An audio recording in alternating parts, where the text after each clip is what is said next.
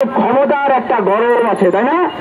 ক্ষমতার ধর্ম, ক্ষমতা বড় পিচ্ছিল জিনিস।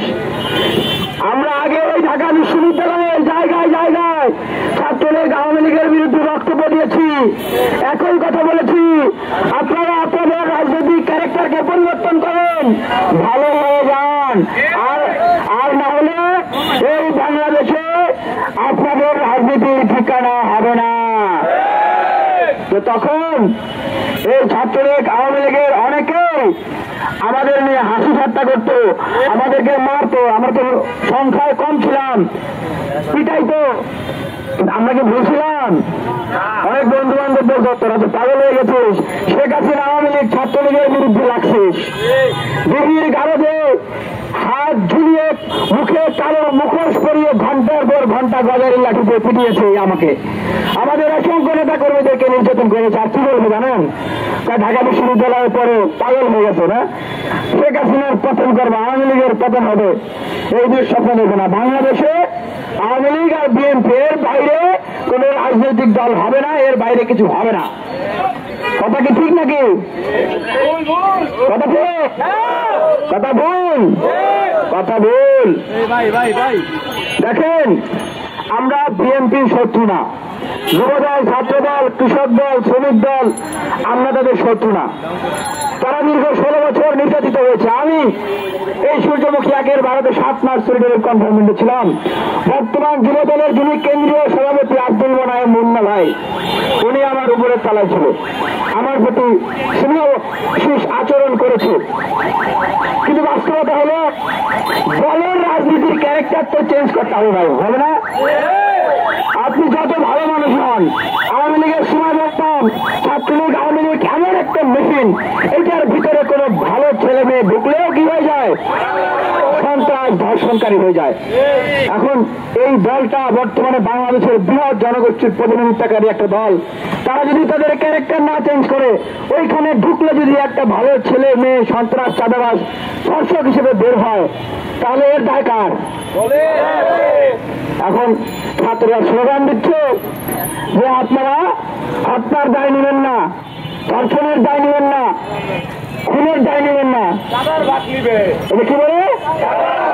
চাঁদার ভাগ তো নেবেন। চাঁদার ভাগ যদি নেন, এগুলোর দায় নিতে হবে না? দেখেন, আমরা আজকে ঘোষণা দিচ্ছি সমগ্র বিপ্লবী ছাত্র জনতার উদ্দেশ্যে, আজকে থেকে টিএসসিতে একটা স্কোর বোর্ড করে দেওয়া হবে। কি করে হবে? ক্রিকেট খেলার যেরকম স্কোর বোর্ড দেখেন, স্কোর বোর্ড হবে। সেই স্কোর বোর্ডে 5 আগস্ট পরবর্তী সময়ে কোন রাজনৈতিক দলের হাতে কতজন খুন হয়েছে সেটা সেইখানে লেখা থাকবে। বাংলাদেশের মানুষ দেখবে, এই বিপ্লবী ছাত্র জনতারা দেখবে যে দিনে দিনে কত ঋণ তাদের বাড়তেছে। সংগ্রামী উপস্থিতি, ঘটনা ঘটেছে বুধবার, প্রতিবাদ নাই, কথা নাই, আলাপ নাই। এতদিন পরে আমরা জানলাম গতকালকে প্রতিবাদ। কেন? আমাদের মিডিয়া ভাইদের গলা কি টিপে ধরা হয়েছিল? মিডিয়া ভাইরা আপনারা কোথায় ছিলেন?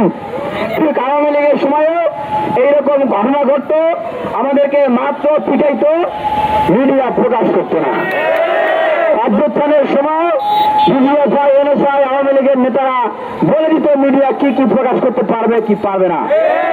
কিন্তু অভ্যুত্থান কি আটকাতে পেরেছে? পারে নাই। মিডিয়া কন্ট্রোল করা ফ্যাসিবাদী আচরণের সবচেয়ে বড় একটা আচরণ। গতকালকে ছাত্ররা স্লোগান দিয়েছে, বুয়েটে ছাত্ররা স্লোগান দিয়েছে, চুয়েটে ছাত্ররা স্লোগান দিয়েছে, বাংলাদেশে ঢাকা বিশ্ববিদ্যালয়, রাজশাহী, চট্টগ্রাম, বরিশাল, সমগ্র বাংলাদেশে বিশ্ববিদ্যালয় কলেজের ছাত্ররা স্লোগান দিয়েছে। একটা দল ক্ষমতায় থেকে যাওয়ার আগে এই স্লোগান শুনেছে, আরেকটা দল তারা ভাবতেছে তারা ক্ষমতায় চলে এসছে। সেই জন্য বলতে হয় যে আপনাদের কিন্তু আগেই ছাত্ররা এই স্লোগান শুনে গেছে। সুতরাং বিএনপির বড় বড় নেতারা ভাইবেন না যে নির্বাচন হয়ে যাচ্ছে আর আপনারা ক্ষমতায় চলে আসছেন, ইমপ্লিমেন্ট হয়ে গেছেন। প্রশাসনের ভাইদের উদ্দেশ্যে বলবো, সচিব আমলাদের উদ্দেশ্যে বলবো, পুলিশ ভাইদের উদ্দেশ্যে বলবো, তাদেরও মাথা খারাপ হয়ে গেছে। তাই তাদের একটা ধর্ম, তাই যেই দিকে ক্ষমতা সেই দিকে হাওয়া। এই অভ্যাসকে বাদ দিতে হবে। পুলিশকে কি করেছিল শেখ হাসিনা? আবারও কি পুলিশ প্রশাসন সেই রকম জায়গায় যেতে চাও? আমরা পুলিশ প্রশাসনের ভাইদের উদ্দেশ্যে বলতে চাই, আপনারা স্বাধীনভাবে কাজ করুন, কোন দল মতের তোয়াক্কা করতে হবে না, দেশের মানুষের পক্ষে কাজ করুন।